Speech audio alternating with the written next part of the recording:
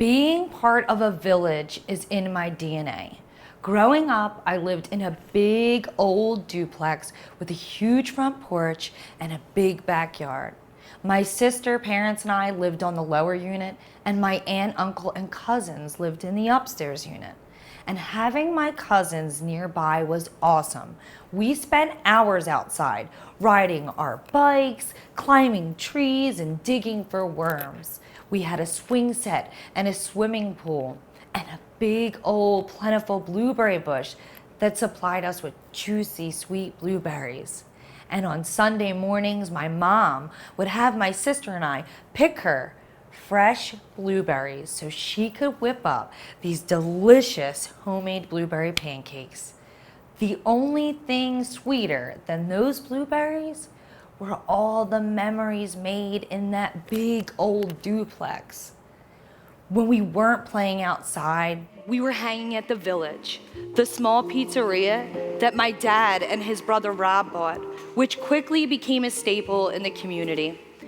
And we loved hanging out there together, making pies and playing waitress. There were a lot of regulars that would stop in to catch up over a drink, a slice of pizza, or a hot bowl of my mum's greatly loved escarole soup. And Mum and Pop-Up became a staple at the Italian Village too. Stop in any night of the week and you'd usually find them there having dinner. And we loved it because that meant that my mum would entertain us. She would tell us jokes and mingle with the regulars all night long while sipping on her cold Miller Lite. And my pop would walk my sister and I around the restaurant, letting us place tiny little pink bows in his hair while my mama was mingling. My mama was a trip. As a younger woman, she traveled and had many friends. She was the life of the party. She loved to dance and drink and gamble. She was a go-getter. She was a badass. Life was good. But unfortunately, it didn't stay that way, and a few years later, everything began to change. My parents ended up getting a divorce, and we relocated to New Jersey. And everyone that I loved so dearly was back in Pennsylvania. I became withdrawn and rebellious. I dropped out of high school, and I struggled with emotional problems as I tried to figure out who I was in this world. On top of this, Mum got dementia. The for sale sign went up on the Village, and as her disease progressed, on her house too. My tribe, my family, my village, it was all changing, and my heart broke. Mum's Alzheimer's took a slow, tedious course. For the majority of her illness, we were able to keep her home, taking turns between aunts, uncles, cousins, and friends spending the night. We did our best. We kept her home until she didn't recognize that she was at home. I remember one time while sitting with my mama, she jumped up and said, "I'm going to see my mom." She bolted out the front door and got to the end of the driveway, and she looked both ways. She scratched her head, and I could tell that she was lost. So I ran up behind her. I said, "Hey, Mama." She was so relieved to see me. My mama could never sit still, and we really had nothing to keep her busy. It was really difficult on the family. And my heart broke for my father. He and his brother's relationship fractured as they tried to navigate the caretaking. And I began to see the strain that it took on his mind as well. He began taking on her forgetfulness. See, I wasn't the primary caregiver. I would only go for 24-hour increments at most. But he'd do Friday to Monday. And even 24 hours felt like an eternity. It was always repetition of the same questions. I stopped going. Caretaking took its toll on each of us individually and as a family. It finally got to the point where we could no longer keep Mum home. It's really difficult to feel like you've failed your loved one. My mom would have never wanted to be in that nursing home, and I knew that she would decline more rapidly, and that's what happened. At the home, when I would go to visit, I know that she knew what she was trying to say, but she couldn't get it out so that we could understand. So I would just sit with her and brush her hair and rub her back. The staff was often overwhelmed with 30 dementia patients on a floor, and they couldn't always give each resident a human touch. But I could always tell that my brushing her hair and rubbing her back was comforting. I started to go less and less, but knowing my mom, she would have had a difficult time going herself. I would tell myself not to feel guilty, but it always hurt to leave her.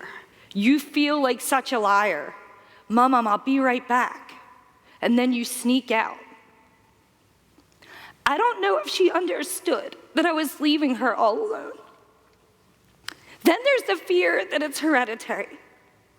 My mom had 6 sisters, and 3 of them got dementia. So I'm terrified. But if there were a way to find out, I don't want to know. I'm going to live my life, and if that day shall come, then I will deal with it then. At this point, when my mom's life was coming apart, mine finally started to come together again. And in 2004, I gave birth to the most precious baby girl who I named Nevaeh, which means heaven. And she saved me. The love that I had for this tiny human being who's now an amazing teenager is immeasurable. And caring for her began to heal my broken heart. My mom adored Nevaeh, and I will never forget our last visit together. We all piled up high on Mom's bed and read The Giving Tree. I will cherish that moment for as long as I live. At this point, I had been a waitress for many years.